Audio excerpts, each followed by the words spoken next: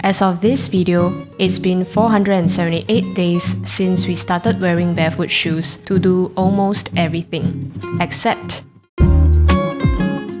my theory is that my feet were not ready to play sports like pickleball or tennis in barefoot shoes, as I have pretty heavy and clumsy feet. In the last year or so since picking up tennis, I've been making do with my old, worn-down pair of running shoes. But running shoes are designed for moving in one direction, forward, while tennis requires unpredictable movement in all directions. So, like a proper tennis player wannabe, whenever I'm not playing well, I blame my equipment. To bring my game to the next level, perhaps it's time to get new shoes. The last 478 days of getting used to barefoot shoes were just preparation for this moment. So here I have with me the Tolos Soleil Transition. We've been playing tennis with these for a couple of months, and not gonna lie, we had to make a few tweaks to make it work. But you'll find out why, when it comes to wearing barefoot shoes for tennis, we feel like transitional is just the right word to sum up our experience. For my first pair of barefoot shoes for tennis, I'm looking at 3 things. 1. If I don't like the way a shoe looks, then I'm less likely to want to put it on. Ideally, I don't want something that screams barefoot shoes. And in this regard, these have a simple, clean design and do not feel out of place with my usual athleisure style. 2.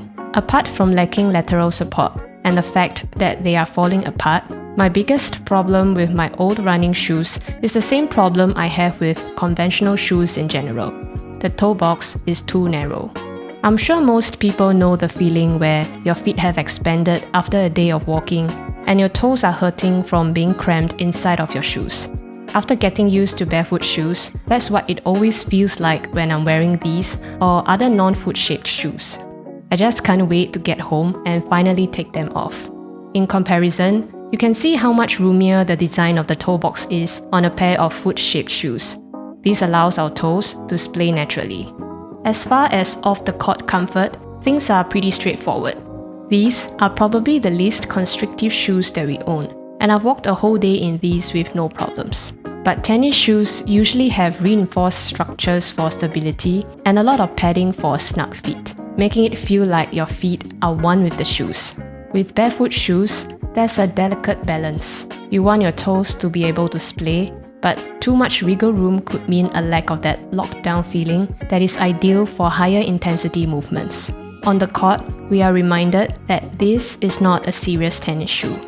It's not only got a wide toe box, it's also generous with the vertical space. The high volume makes it quite comfortable as a casual shoe off the court, but not the most agile feeling shoe on the court. And as a not so agile person, whenever I'm playing tennis with these, I kept having the thought that I should have gone half a size smaller for a more athletic fit. Glow suggested tying a runner's knot, which helped to make it feel more secure at the ankles. But it didn't directly address the problem of having too much wiggle room at the forefoot.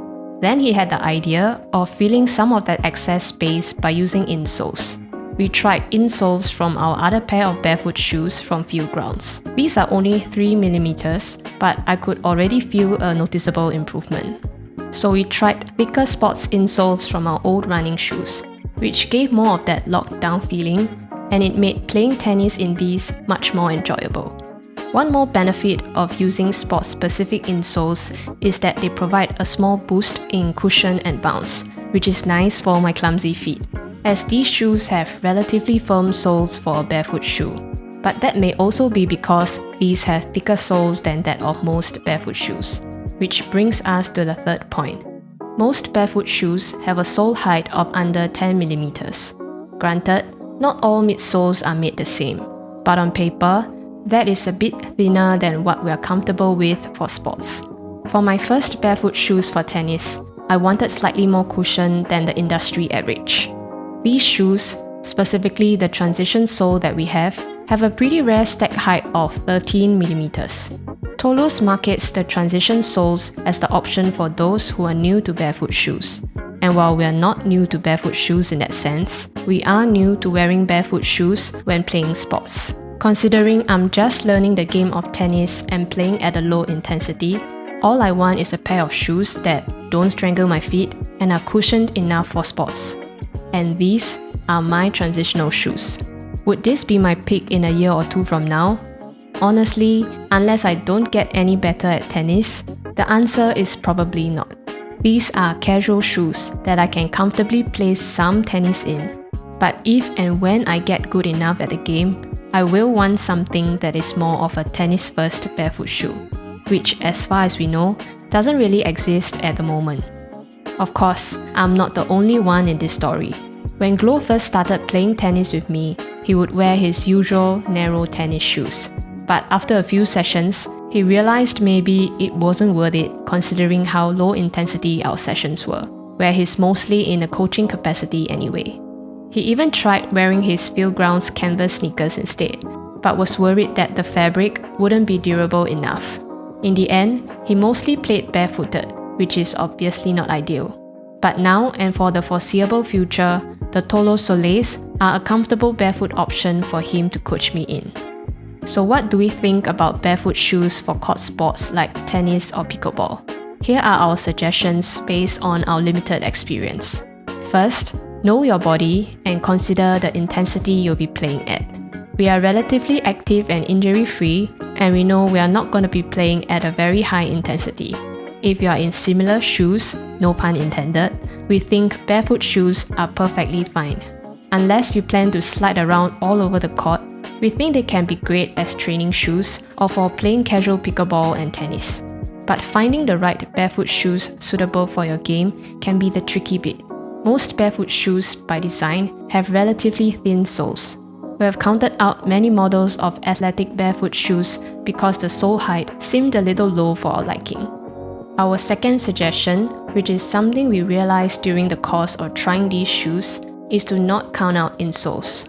Using padded insoles can feel a little counter to the whole concept and culture of barefoot shoes. But if you really like the shape and comfort of a particular shoe, or if it just feels a little too roomy for sports, insoles have the potential to make it work. For now, we are happy playing with these, but we'll be on the lookout for a more ideal foot-shaped shoe for tennis. Hopefully they'll arrive before I turn pro.